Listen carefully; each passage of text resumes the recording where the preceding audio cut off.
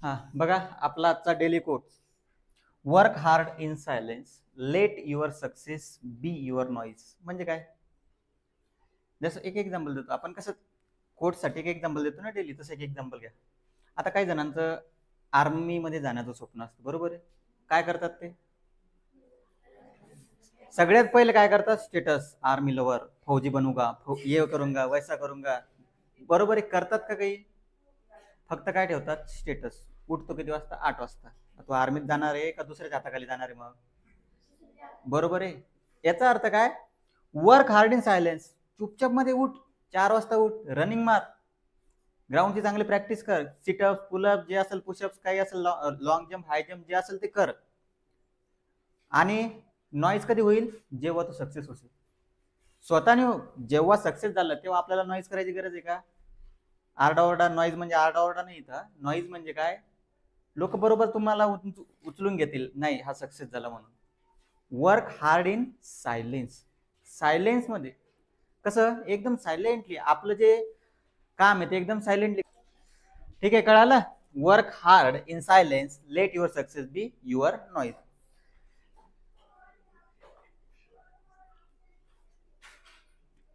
आपले सर्व झालेले क्वेश्चन. आता आपण वर्ड प्रॉब्लेम, वर्ड प्रॉब्लेम म्हणजे लिनियर इक्वेशन वरती बेस, शाब्दिक उदाहरणं, त्याच्याकडे जाऊ आपण आता. ठीक आहे, झालेले सर्वांचं जवळपास. होमवर्क वगैरे नंतर चेक करू. आता ऍप्लिकेशन ऑफ सायमल्टेनियस इक्वेशन. बर, सायमल्टेनियस इक्वेशन शिकलो, मग त्याचे ऍप्लिकेशन काय? एक एक्झाम्पल दिलेलं आहे तुम्हाला इथं. बघा, काही कंडिशन दिलेल्या आहे तुम्हाला. I am Sarthak. ठीक आहे, I am Sarthak. My present age is X year. ठीक आहे. I am Sakshi, my present age is Y year. Sarthak आणि साक्षी दोन जण दिलेले, त्यांचं एज दिलेलं आहे. एकाचं एज आहे एक्स आणि दुसऱ्याचं एज काय? वाय. ठीक आहे. आता Sakshi, Sarthak age is less by 8 than double the age of Sakshi. आता साक्षीचं वय काय? काय सांगा ना? वाय. ठीक आहे, बघा इथं शब्दशःला खूप अर्थ आहे. साक्षीचं एज आहे वाय. काय? आता Sarthak age is less by 8, किती न कमी आहे?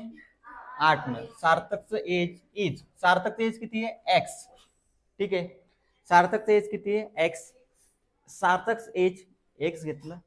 इज म्हटलं की इज इक्वल टू काय? इज म्हटलं की is equal to Sarthak age is equal to less by 8, किती ना कमी आहे? 8 न. 8 न कमी आहे. कशापेक्षा कमी आहे? डबल द एज ऑफ साक्षी. साक्षीचं वय डबल, 2y. बस अशा कंडिशन तयार करता आला ना? काहीच नाही. कसं करायचं? स्प्लिटिंग स्प्लिटिंग स्प्लिटिंग करत चालायचं. सार्थक एज एक्स लिहिलं, इज म्हणजे is equal to less by 8, किती न लहान आहे? 8 न लहान आहे. पण कशापेक्षा? डबल द एज ऑफ साक्षी. म्हणजे इथं काय येईल तुमच्या बॉक्समध्ये? काय येईल? काय कंडिशन येईल? X is equal to 2y minus 8. ठीक आहे. आता एक एक कंडिशन बघू आपण. 4 इयर्स ॲगो. बघा, 4 इयर्स ॲगो. मला सांगा तुमचं वय आता, आजचं वय किती तुमचं? 15, 16 जे असेल ते. 4 वर्ष अगोदर काय होईल? त्याच्यातून 4 वर्ष मायनस करतात. मग 4 इयर्स ॲगो साक्षीच age, 4 years ago, 4 years ago. आताच एज काय साक्षीचं? वाय. किती आहे? 4 वर्ष अगोदरचं किती होईल? Y minus 4. ठीक आहे. तुम्हाला मी काय सांगितलं होतं? इज. इथं काय आलेलं आहे? वॉच. वॉच का आलं? Past tense. म्हणून इज साठी आपण इज इक्वल टू घेतलं होतं. इथं काय घ्याल? वॉच साठी इज इक्वल टू घ्या. बघा, 4 इयर्स ॲगो साक्षीच age was 3 year less than, 3 year less, 3 लहान. 3 लहान कशापेक्षा? Sarthak age at that time. At that time सार्थकचं एज काय राहील? X minus 4. बरोबर आहे ना? सार्थकचं आत्ताचं एज किती आहे? एक्स. त्या टाइमचं एक्स काय राहील? सार्थकचं पण कमी होईल ना 4 वर्षानं. ठीक आहे. आणि 3 इयर्स लेस, वॉज 3 इयर्स लेस, म्हणजे याची जर टोटल ऍडिशन केली तर तुम्ही काय होईल? Y minus 4 is equal to X minus 7. -4 आणि -3 किती झाले? -7. ठीक आहे. त्याच्यात किती दिलेले? का दिलेलंच नाही? तुमच्या बुकमध्ये सोडून दिलेलं नाही? बरं, एक्स मायनस 7. बघा ना, काही आपण शब्दाच्या अर्थ जाते, आपण काही वेगळं नाही केलं.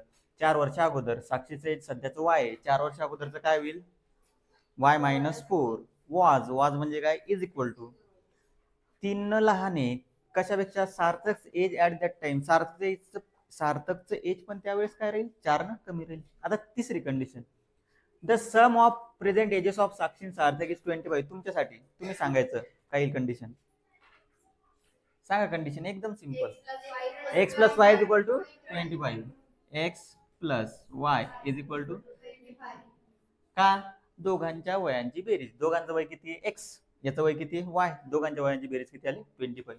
आता याला तुम्ही सॉल्व्ह करायचं असेल तर सॉल्व्ह करू शकता.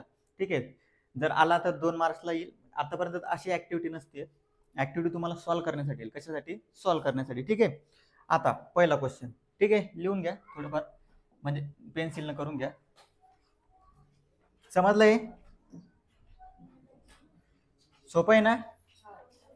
बघा लक्ष द्या, तुम्हाला हे क्वेश्चन सॉल्व्ह करण्यासाठी इंग्लिश लँग्वेजवर थोडीफार तरी कमांड पाहिजे. समजलं पाहिजे की फर्स्ट सेंटेन्स इथं संपून राहिलं, इथं पॉज आहे, या पॉज नंतर दुसरं सेंटेन्स चालू होऊन राहिलं, दुसरी कंडिशन चालू होऊन राहिली. ठीक आहे, कळायला पाहिजे या गोष्टी. कसं इथं कळून, आता बघा, आता हा क्वेश्चन आहे तुमच्या समोर. ठीक आहे, the perimeter of rectangle is 40 centimetre. ठीक आहे, काय, the perimeter of rectangle is 40 centimetre.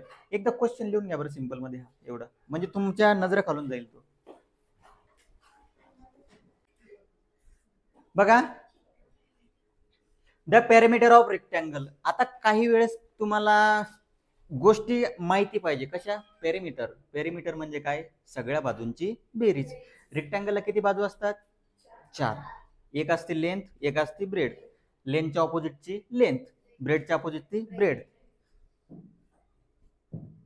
हा रेक्टँगल आहे तुमचा, हा काय, हा काय रेक्टँगल, ही काय असते लेंथ, ही असते तुमची लेंथ, आणि ही असते तुमची ब्रेड. ठीक आहे, लेंथ आणि ब्रेड. याच्या समोरची बाजू पण काय येईल, सारखी, याच्या समोरची पण बाजू काय येईल, सारखी. म्हणजे जर मी लेंथ म्हटली 10 आणि ही म्हटली 8, तर सांगा बरं किती येईल पेरिमीटर. मी काय सांगितलं, सगळ्या बाजूंची बेरीज किती येईल मग, 36. का, याच्या ऑपोजिट बाजू पण तुम्हाला माहिती 10 आहे, हे पण किती आहे 8. 8 आणि 8 16, 10 आणि 10 20, 20 आणि 16 36. ठीक आहे, कळालं. आता बघा, the perimeter of rectangle is 40, the length of rectangle is more than double. Is शब्द लक्षात काय ठेवायचा, इज. हे क्वेश्चन सोडवताना एक शब्द लक्षात ठेवा, काय, is. The length of rectangle is. ठीक आहे, फाइंड लेंथ अँड ब्रेड. काय फाइंड करायचं, काय फाइंड करायचं, लेंथ अँड ब्रेड. जे विचारलं ना त्यालाच XY घ्यायचं. कसं बघा, let length of rectangle, length of rectangle, रेक्टँगलची length, length of rectangle centimetre मध्ये. ठीक आहे, झाला नाही क्वेश्चन, तर सध्याच बाजूला राहू द्या, तिकडेच पाहता तुम्ही. मग length of rectangle is x centimetre. किती, x सेंटीमीटर. लेट म्हटलंय आपण त्याला स्वतः, ऐका ते नाही. लेट म्हणजे समजा लेंथ ऑफ, सॉरी ब्रेड ते ना, आता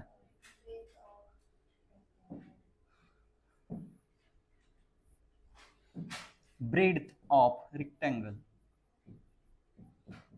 ब्रेड ऑफ रेक्टँगल काय घेणार, y. ज्यांना XY आवडत नसेल त्यांनी MN घेऊ शकता, PQ घेऊ शकता, तुम्हाला जे आवडते लेटर ते घेऊ शकता. ठीक आहे, 2 घ्यायचे फक्त कोणते बी. Length of rectangle is x centimetre, length of breadth of rectangle is y centimetre. ठीक आहे, आता वाचा कंडिशन काय दिलेली.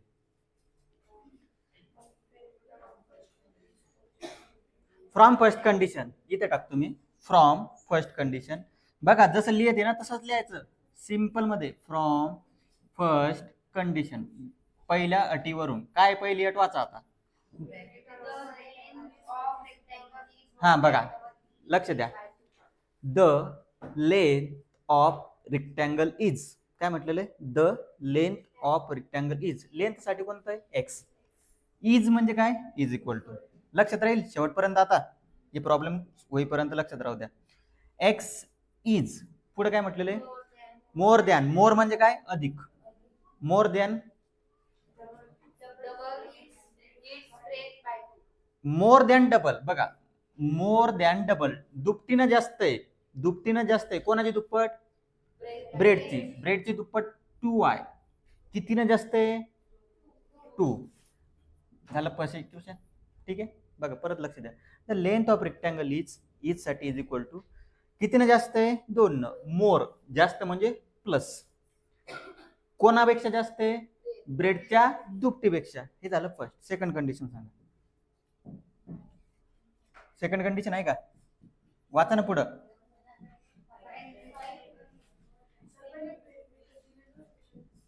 फ्रॉम सेकंड कंडिशन, थांबा आहे का सेकंड कंडिशन? मग डायरेक्ट काय म्हटलेले? Find its bread length and bread. आता मग सेकंड कंडिशन, यामध्ये 2 कंडिशन असतात. मग सेकंड कंडिशन आहे का? नाही. मग एक कंडिशन दिलेली तुम्हाला, काय? पेरिमीटर. काय दिलेलं आहे? Perimeter. Now perimeter of rectangle, perimeter of rectangle,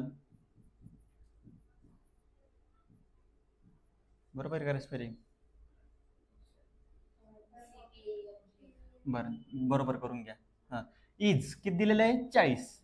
किती दिलेलं आहे? 40 सेंटीमीटर. मग देअरफॉर, आता लक्ष द्या, मला सांगा 2 लेंथ असतात.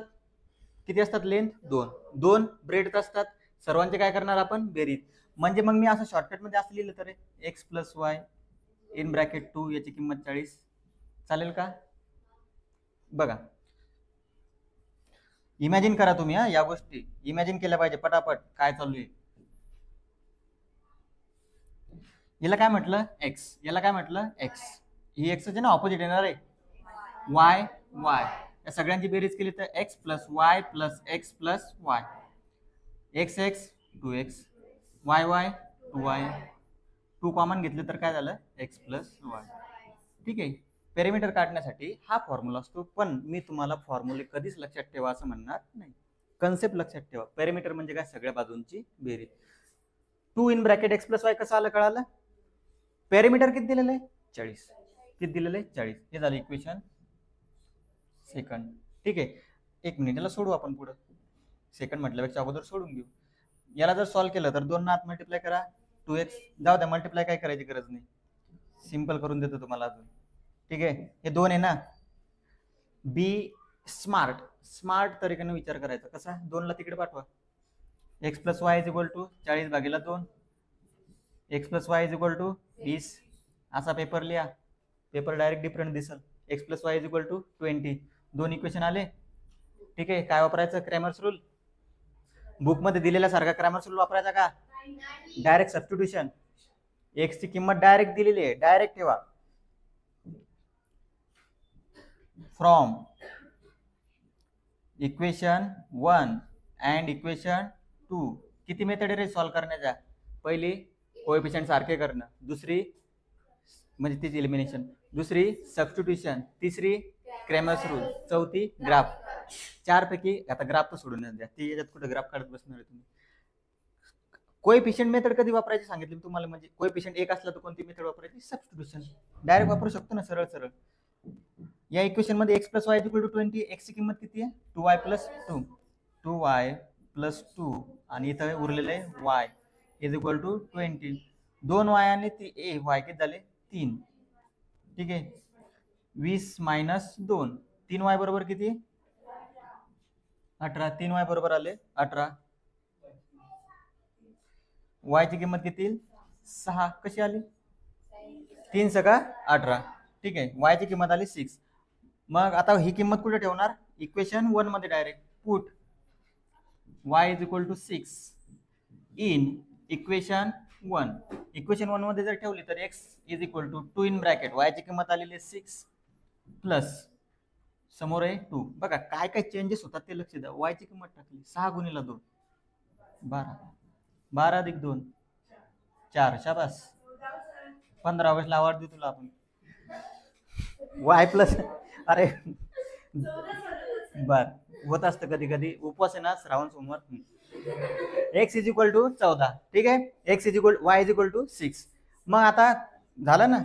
काय विचारलं होतं? Length of rectangle. बघा याच्यामध्ये काय असतं, एवढी कंडिशन केली ना, तुम्हाला सांगतो, या कंडिशन केल्या की खालील आपल्याला एक सायमल्टेनियस इक्वेशन सॉल्व्ह करायचं, त्याच्यानंतर फायनल आन्सर टाकून द्यायचं. फायनल आन्सर कसे बघा, length of rectangle is, length of rectangle, माझं स्पेलिंग का चुकून राहिलं रे आज, उपवास आहे का आज.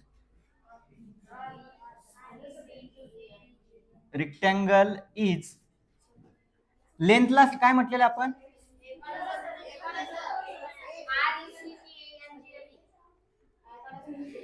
RE,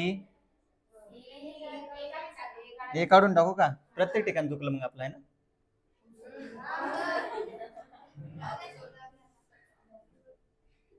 रेक्टँगल नाही स्पेलिंग नका चुकू देऊ, होत असतं हे घे बस. Length of rectangle is, length साठी एक्स म्हटलेला, एक्स किती आला आपला 14, युनिट टाकून द्या, कशामध्ये मोजलेले, centimetre. Length of rectangle is, त्याच्यानंतर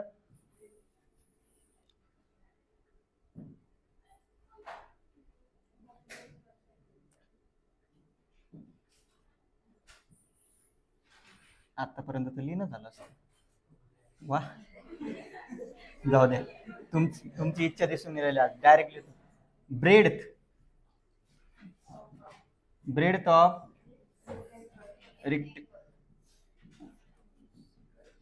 ब्रेड साठी वाय म्हटलेलं किती आलेले, 6 सेंटीमीटर.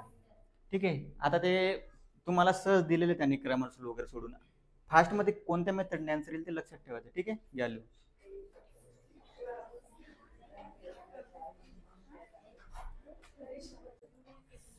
हा बघा झालंय.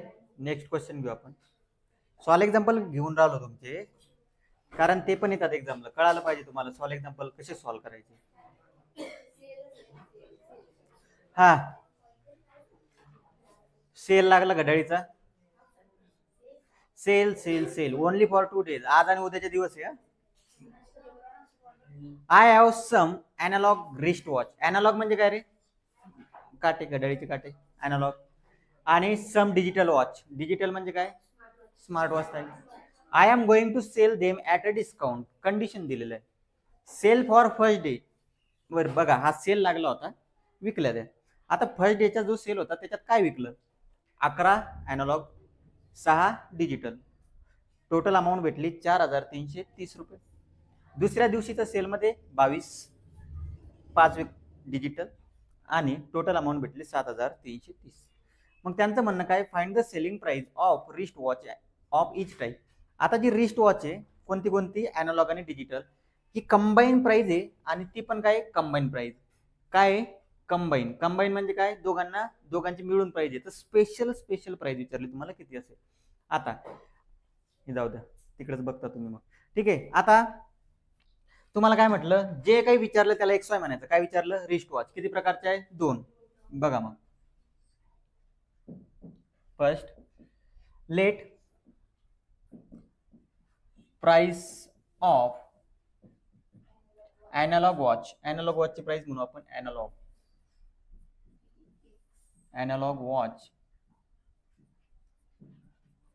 वॉचची प्राइस म्हणू आपण, ठीक आहे, X रुपीज. किती, X रुपीज किंवा RS अगोदर टाका, काही प्रॉब्लेम नाही, X रुपीज म्हणू.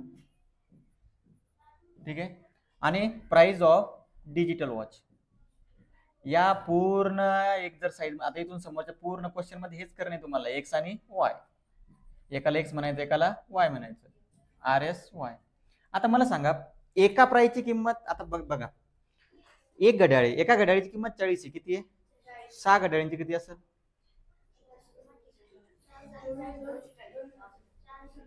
हा 240 रुपये. एका घड्याळीची किंमत 40 रुपये, तर 6 घड्याळींची किती, 240. काय केलं तुम्ही, मग आता एका घड्याळीची किंमत X आहे, तर 6 घड्याळींची, 11 घड्याळींची किती होईल, 11X. एका घड्याळीची किंमत Y, तर 6 घड्याळींची किती होईल, 6Y. सगळं विकून किती भेटलं, 4320. मग देअरफॉर काय होईल, 4330 का. ठीक आहे, फ्रॉम फर्स्ट कंडिशन, बोलू नका, घड्याळ फेकून मारी, गंमत केली आहे एवढी मार.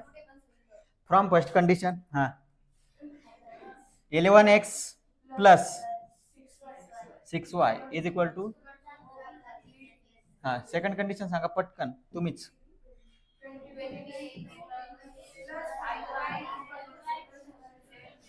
हा बर. From second condition, from second condition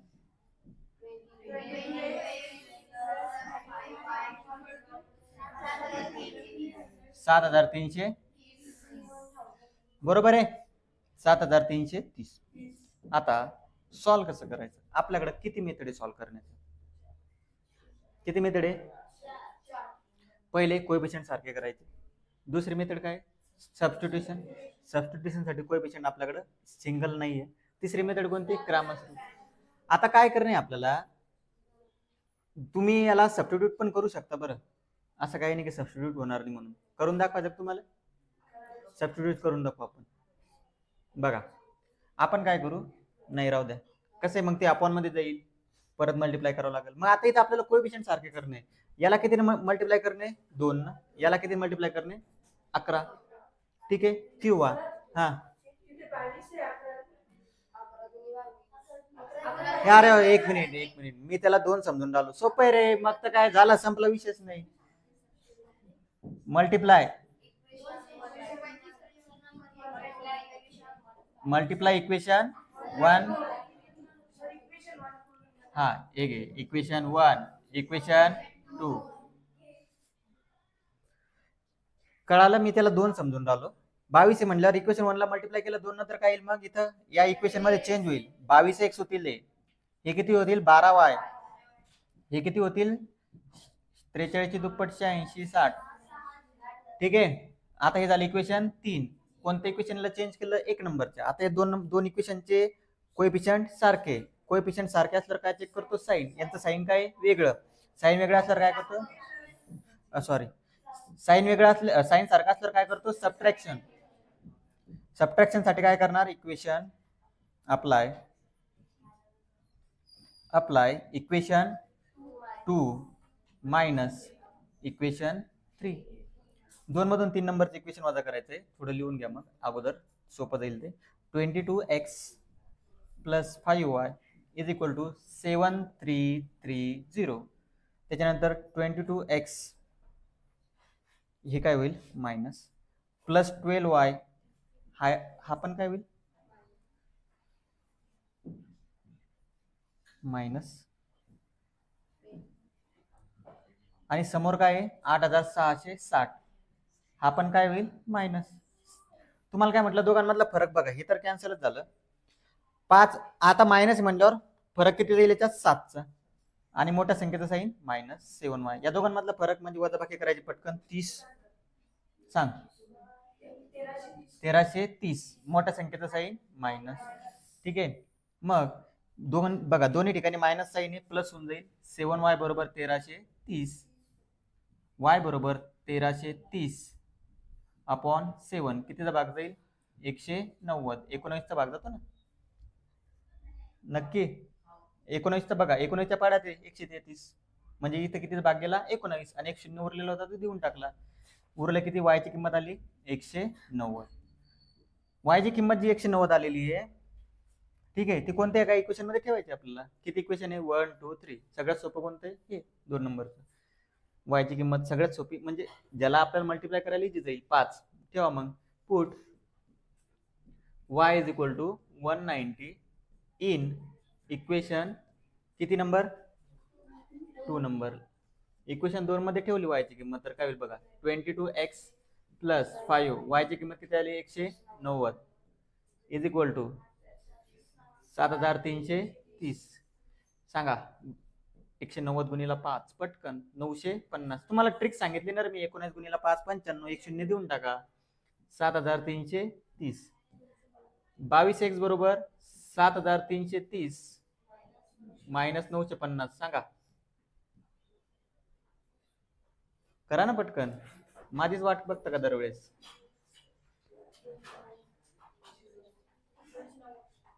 $290 नाही आन्सर, ते पुस्तकातून पाहून सांगून राहिला. याचा आन्सर सांग बरं, तू लेच उड्या मारून राहिला. सांग याचा आन्सर सांग पटकन, 2 मिनिटात. काय जमत नाही तुझ्याजवळ? समजा 7330 रुपये, त्याच्यातून 950 रुपये खर्च झाले. किती आले? 6380. मग एक्स बरोबर किती होईल? 6380 भागीला 22. ठीक आहे, 22चा पाडा येतो का? नसेल येत तर 2 न भाग द्या पटकन. बघा, तुम्हाला जर 22चा पाडा येत नसेल ना तर त्याला सिम्प्लिफाय करा थोडं. 2 न 11चा भाग जाईल, 2 न कितीचा भाग जाईल? बरोबर आहे. आता 11 न भाग द्या पटकन याला. 11 1 11, 11 दुनी 22, खाली किती उरले? 9. 11 9 99, म्हणजे 290. एक्स ची किंमत किती आली? 290. ठीक आहे. आता फायनल आन्सर तुम्ही लिहू शकता. Price of analog watch is ₹290. Price of digital watch is ₹190. Book मध्ये एकदम शॉर्टकट दिलेलं असतं, आपल्याला डिटेल मध्ये सॉल्व्ह करावं लागेल. ठीक आहे, लिहून घ्या.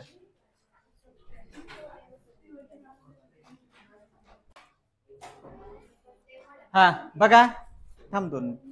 आता हे जे की नाही, हे तुम्हाला हे जे आहे ना, हे तुम्ही जर सिंपली असं जरी केलं तसं नाही रे.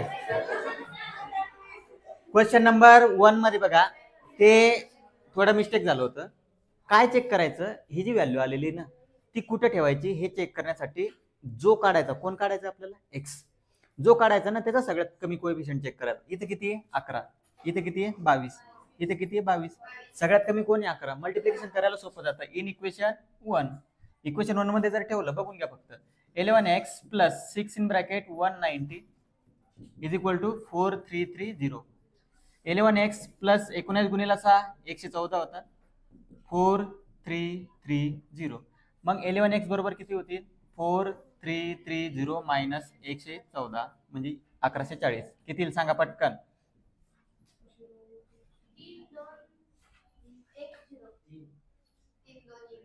3 2 का 3 1? बरोबर सांगा.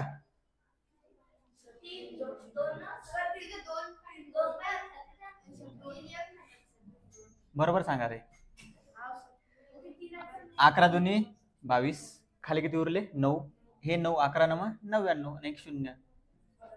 बरोबर करायची रे वजाबाकी. 3 2 नाही येणार, 3 1 येईल. ठीक आहे, हे सोपं आहे. कसं आहे, जो कोएफिशियंट काढायचा तो म्हणजे बघा, हे असं नसतं चेक करत. आपल्याला फास्ट मध्ये आन्सर कसं येईल? 11चा पाडा लवकर येतो आपल्याला 22 पेक्षा. मग पहिल्या इक्वेशन मध्ये ठेवा. ठीक आहे, जज करायचं की कोणतं इक्वेशन निवडायचं. समजलं? बाकी तो उद्या घेऊ.